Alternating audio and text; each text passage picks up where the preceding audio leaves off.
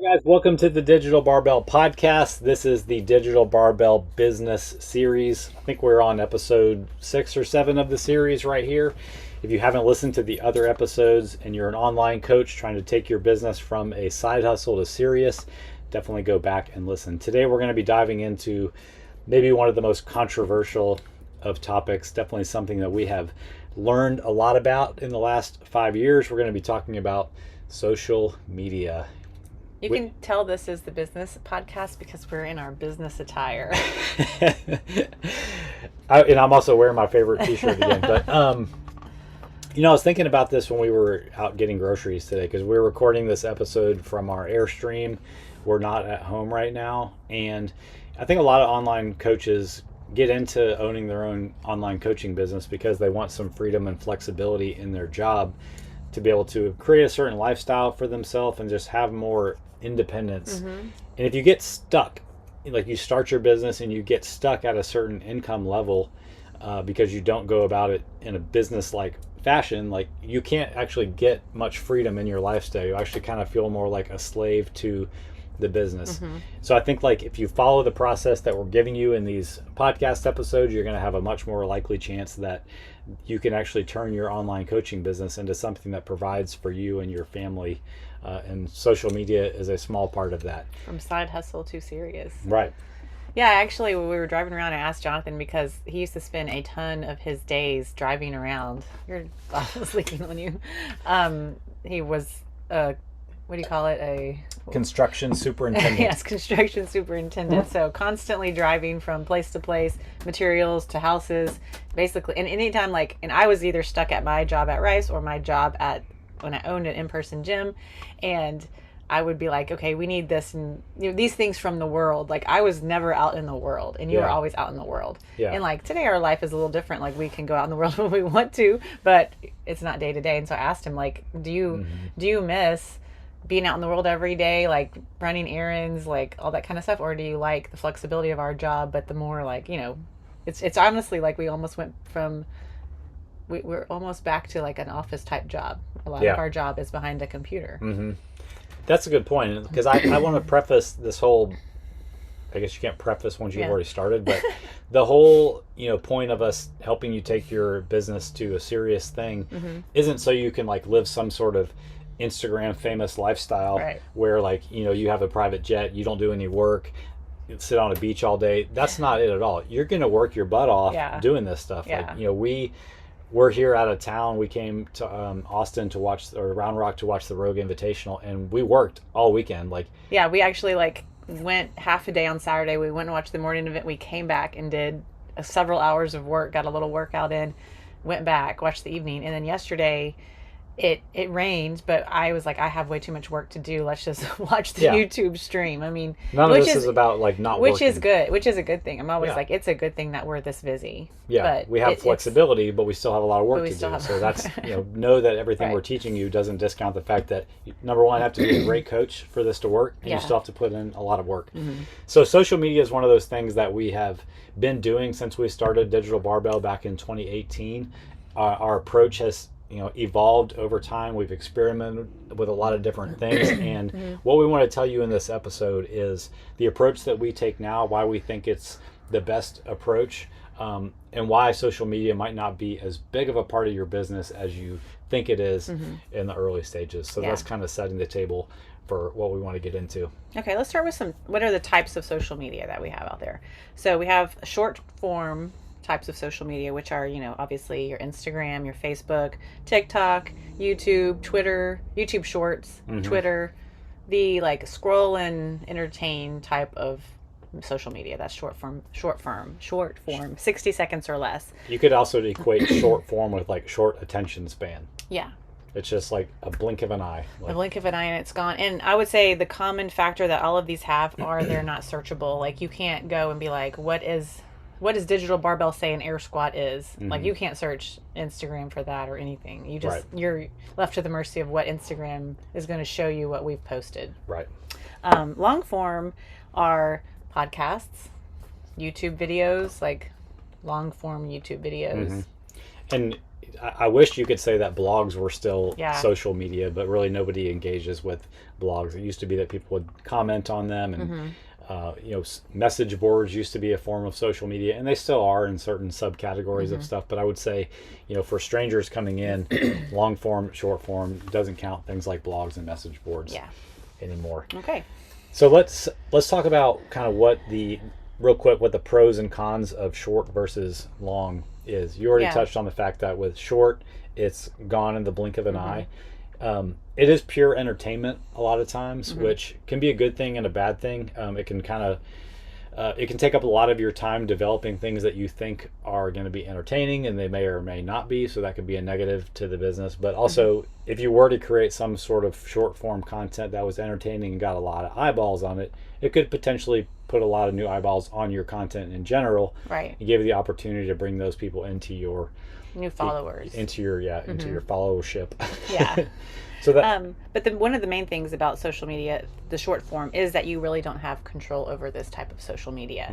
So when we put up a post on Instagram, for example, we don't have any control over who it's shown to.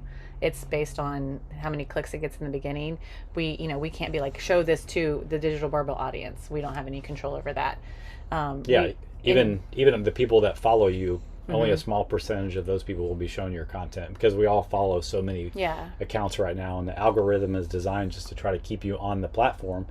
So whatever accounts you engage with the most, you're going to see more of that, the style of content, not necessarily just because you're following somebody. And that goes for your coaching business too. And I think the biggest mistake we made early on in the business is that you don't have any control over this type of content, as far as like, it's not like an evergreen lasting product. They could take Instagram and Facebook away in a blink of an eye, and like I said before, it's not searchable. So we used to spend tons of time developing really good content, I think, and putting it only on Instagram and Facebook, and then that was completely gone. Like we couldn't send it to a client if they needed help with that topic that we were talking about.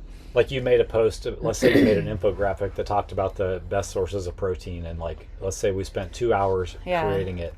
It goes into our feed. Now we have like over 3,000 posts on our Instagram feed. Mostly, how in the world are you going to find that post to send to somebody? I mean, if you had the link, you could, but it's just finding that stuff that you've created, and if you would end up with just an arsenal of bookmarks. Like, here's all the ones I like that I've created, and not really know what those bookmarks are. Right. So as far as I'll throw out a positive to what I think some of the short form content is. We'll talk about this more when we talk about the feature in Instagram that really lets people get to know you. But there is a chance with short form content to share some of your personality and some of the personal details of your life through a picture or through a video. So I think we'd be remiss not to point out the positive of that, since we just explained a bunch of negatives. There's definitely positives to it. And so then the long form content, this is an evergreen product. It is something that will last. It is something that is searchable, so we can like find the content in the exact time that we've talked about this subject and send it to people, and we can also search it. So we have all of the podcasts that we've recorded. If somebody wants a topic on bulking, we know what podcast that was, and we can send them directly to that content. Did we even say when we talked about the examples of long form content, podcasts being one of them? Okay, all right, I guess I zoned out. So long form is podcasts, YouTube, and long form YouTubes. Is there anything else that we're not thinking of? Well, we were thinking blogs, but not really blogs. I mean, we create blogs. I just don't feel like they are social media anymore. Right. I would agree on that. Okay, so let's talk about, did we talk about the benefits of long term, other than it being lasting? I guess the downside of long form content is that it does take more time, energy, and could potentially cost more money to produce if you don't have the software to create YouTube videos, or you don't know how to create a graphic for a thumbnail. That you might want to outsource some of that. And if you're serious about doing this, and you know that you don't have the resources, the skill, or the time to do the things that we're going to talk about in this episode, it's okay to outsource that if it helps you be more consistent with it and get it done. So overall, we believe that an overall focus for a business is focusing on long form content, and then having a presence on short form.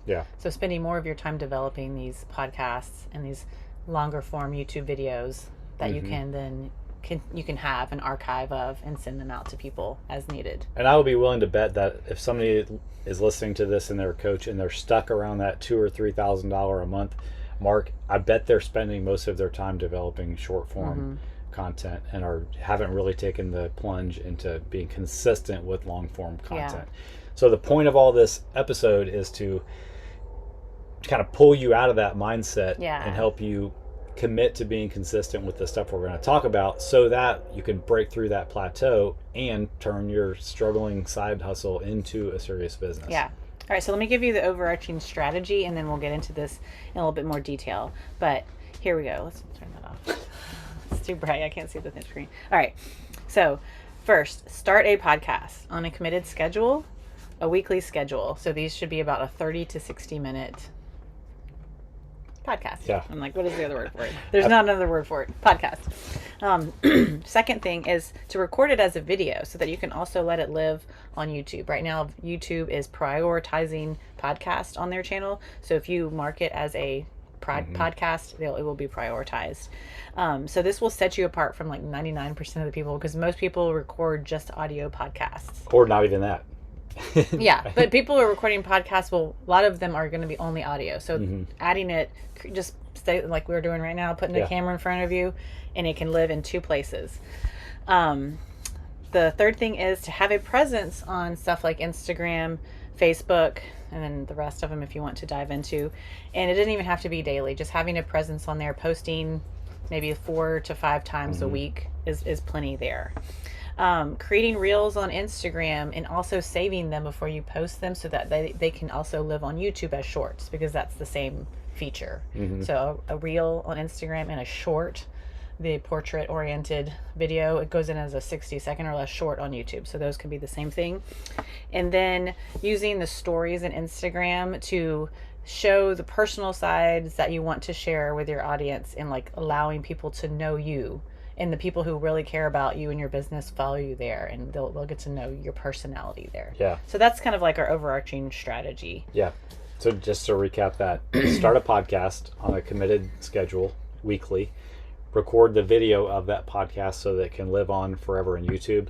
And then one other thing about recording the video version is it gives you a chance to chop up the different segments of your video podcast to repost as individual videos that are based on just like the one subject that you talked about in that video. You can then create a subject line and a thumbnail just for that clip that will bring new people in searching for that topic. And then you talked about the frequency of posting on Instagram. What we've settled on, like you said, is about 5 times per week, but we've done as much as 3 times per day. We've done once per day. We've done 3 times per day. And it's just not worth it in the end for the amount of time that you waste doing that. That's going to keep you struggling if you're really trying to post 3 times per day. And then like a little tip on the posting to the story, like you have to, this is probably one thing that stops people from doing a lot of Instagram, is that they're afraid to, turn the camera around on themselves. They're self-conscious of what they're going to look like and what they're going to sound like and all that kind of stuff. The only advice I can give you just doing this is just to start doing it, and remember that you get to actually watch the video back before you post it to the story. Like when we first started in 2018, like I was doing all of the Instagram story because I was in my truck all day and you were at the gym, and you wouldn't believe how many times I was, giving a little spiel about creatine or branched chain amino acids, and I had to do it over and over again because my tongue got tied up or whatever. Don't be afraid to just go ahead and try it. And it doesn't have to be perfect either. Instagram stories are gone in 24 hours. If anything else, like if you mess up, people are going to be like, okay, this person is not perfect. I like a regular person like myself. So just jump in and do it, even if you're not camera ready. People are hiring you for the relationship and the expertise, not because you have all your makeup done or your hair looks perfect or you never mispronounce a word or make up a word that doesn't even exist. So just go for it. What are we going to post? How are we going to come up with all this content that we're going to post short and long form? Any ideas? Yeah, so we think that you should probably come up with about 4 to 5 like pillars of content. So this is like things that you stand for, problems that you solve, and like define those for your business, and then just on repeat these 4 to 5 things. and and don't worry about it sounding repetitive, because these are the messages that you want to send out. And so you really have to kind of think through, like, our content has evolved because as we've kind of dialed in the client that we want. If you just talk to everybody, then you're gonna it's kind of like not gonna go in anybody's ear. But if you start to narrow it in to who are you talking to, they will hear it. Yeah. And those are the people that will follow you and be like, I like this person, or I like this business, I feel like this is for me. Yeah. And so just if you can narrow that down. Think about if you like needed to have your house painted, and you lived in a 1960s ranch style house with wood siding, and all the paint was peeling off, it was starting to rot, you knew you had to have it painted, and you were driving down the road and somebody had one of those plastic signs out and it just said, "We paint houses." You might be like, well, I mean, how do I know, like, if number one, if they do a good job, or they even know the kind of house that I have that needs the kind of prep work? And then you drive past another sign that says, "We paint ranch style houses with peeling paint." You're going to be like, that is the person that I need to hire to paint my house. So when you come up with all this content and you think about what are the pillars you're going to talk about, have your ideal client in your mind and speak specifically to that person, no matter what the kind of content you're creating is. Like, we have a lot of clients that work out at home, in their basement, in their garage, whatever. So it's good for us to create content like this week's podcast is going to be about what kind of equipment do you need to work out in a garage gym. And the videos that we create are in our, quote, garage, office, or whatever gym. So it looks, even the look of our stuff looks like it's for them, because it's not in a commercial gym. Yeah. It's like, oh, okay, this is where I work out anyway. Yep. So some examples, I'll give a couple examples of the things that we do. So our big one that we've kind of decided on is, we stand for, we do hard things. So we're not going to shy away from telling people that they're going to do hard things when they work for us, that they're going to do things like burpees. It says this on his computer now. When we're out in public, it says this on the back of my computer. We're not going to be afraid about talking about CrossFit and our CrossFit background, and that, we want people that want to work hard, that want to do hard things, that, want to do hard work consistently. Yes. So we talk about that.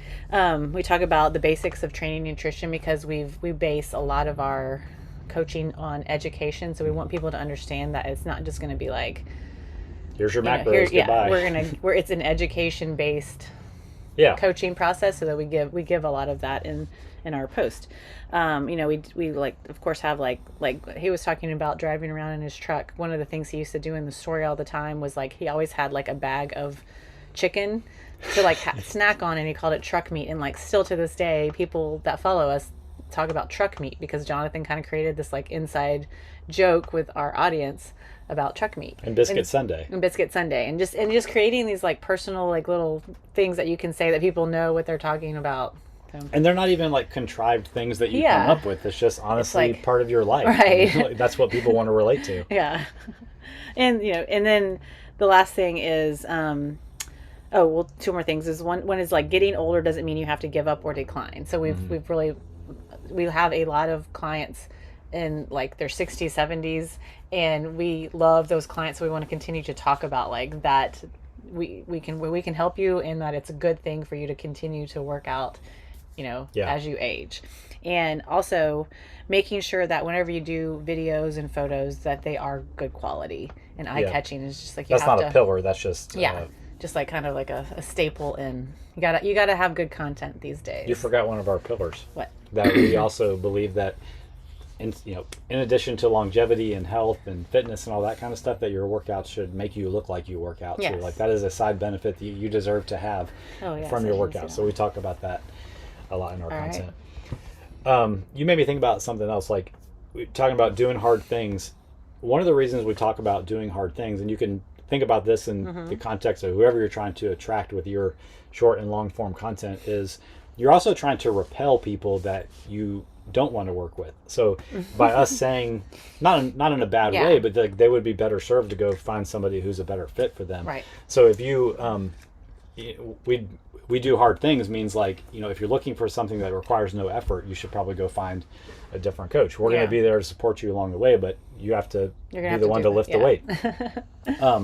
So, another example of that might be like if you're constantly talking about, the impact of hormones on weight loss, but that's not something that you want to actually deal with on a day-to-day basis, you're probably speaking to the wrong audience. So you can tailor your message to attract the people you want and repel the people that you don't, so that they can go find somebody else that's a better fit. Can I say something else about creating content, long and short? Instead of just always teaching, there was a train in the background. Instead of always just thinking about teaching and providing information and blah blah blah, like just hammering with facts and data and all the time, take the opportunity, like we mentioned in the email episode, about turning lessons that you want people to learn or takeaways you want them to have as stories. Hook them with a story, because it's going to be a lot easier to remember that story about the woman who was able to go from eating 100 to 150 grams of protein and completely change her physique than just writing a infographic that says eating 150 grams of protein is better for you than eating 100 grams per day. So take good ideas, turn them into sticky stories. Read the book called Made to Stick by Chip and Dan Heath. It's a great book. And use stories. And I would say one more thing, because this just made me think about this, but so I used to own an in-person gym, and it took me a little bit of time to like find my voice on like Instagram and stuff like that. And when I finally did, I realized like my clients, everybody that in my gym was like the heroes of the story. And so I just posted pictures of them. They were in the story. It was all about them. And it worked fantastic, because all of the members wanted to see themselves and their friends working out, or funny pictures of them, or inside jokes about each other, and all these things. It was great. So when we started Digital Barbell, we don't get the opportunity to like be there with everybody as they're working out, since it's an online business.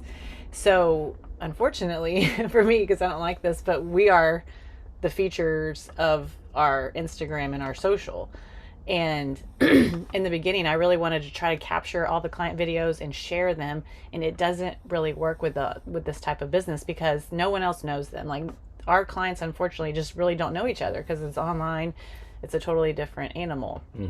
So people don't really want to see pictures of people that they don't know working out, to be honest, or whatever. Like, they want to hear what we have to say and see what we're doing in our camper or whatever it is.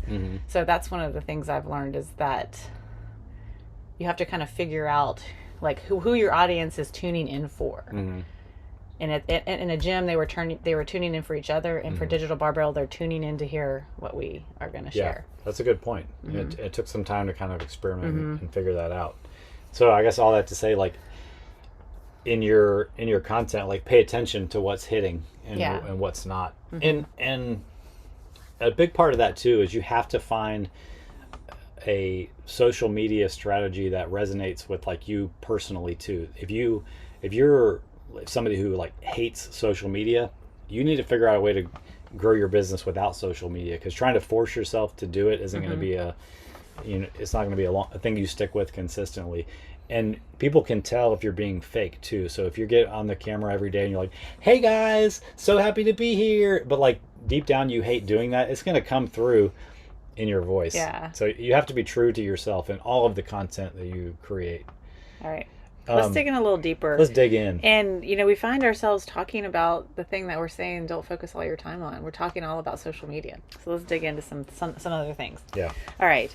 One of the ways, since you've listened to this and you're like committed to starting a podcast, because that was number one in our strategy. It wasn't to post reels. It wasn't to use TikTok. It was to start your own podcast. Is to still use these pillars for your topics for your podcast. But then another way to really grow your podcast is to get guests on your podcast. So find people that are in your same like your world, field, or there's some overlap.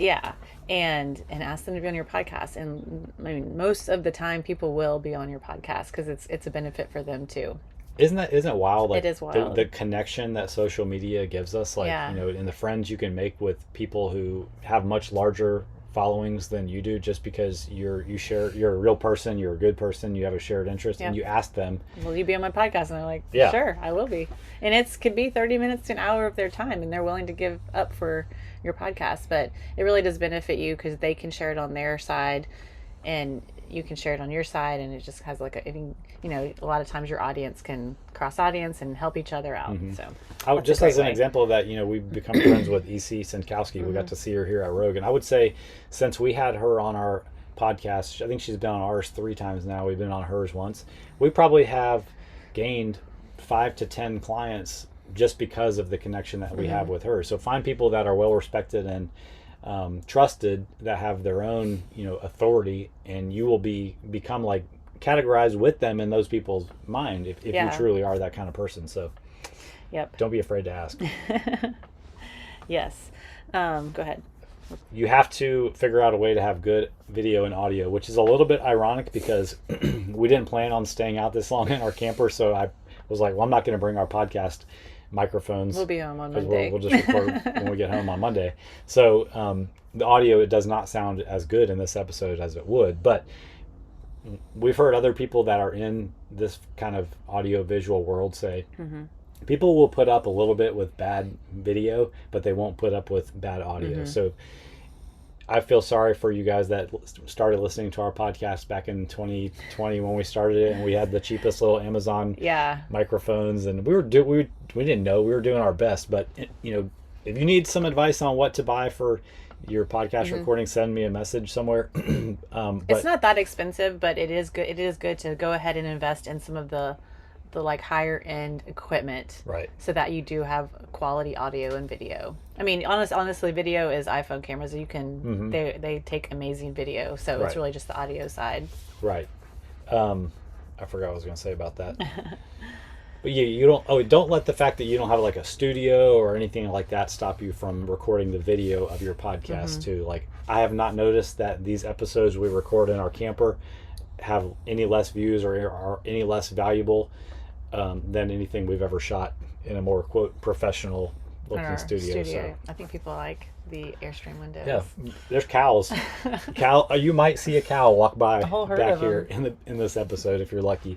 So invest in a little bit of lighting too. If you want to improve the video quality of anything you shoot, have some light shining on you. You'd be shocked how much of a difference that makes. Yep.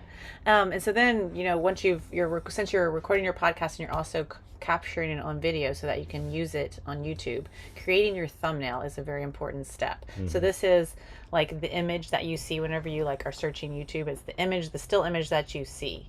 So you want to create this. I use Spark Post. Adobe Spark Post is my go-to for creating all these little thumbnails. But you really need something that is like an eye-catching image for this, and a few words on here. I've learned that you can't, if you had 5 reasons to whatever as your podcast, you can't list all 5 on there. Give them just a taste of something that will attract them and make them click on that video. So an attractive picture and some words, some clickbait words that will make them click on that video to get them to open it. An example of this, let's say when you're making the thumbnail for this episode, we would have the choice to write how to use social media to grow your online coaching business. That would be option 1. Think about how likely you are to click on that. The other option would be it says, forget social media. You would be like, what are they talking about? Forget social media. Click. So just keep stuff like that in mind. And you can just study other popular YouTubers to see how this whole art form is done. But it is a very important piece to not just let the first frame of the video be the thumbnail, to actually create a thumbnail. Because nowadays, like I said, it's people are professional at professional video people on YouTube now. So you have to kind of keep up with them and have some good looking stuff up there. And the same thing comes with titling your podcast episodes. It could be the most useful, thrilling, entertaining podcast in the world, but if the name that you come up with stinks, nobody's going to click on it and start to learn who you are. Yep. Let me say something about creating short form content. Be careful with the image that you put out there that has to go with the caption that you write, because one of the goals of social is to make content that's shareable.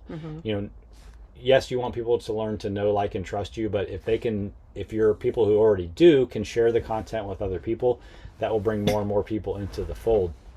So what I mean by this is, let's say you provide a really helpful or really insightful caption, but the picture is of you without a shirt on.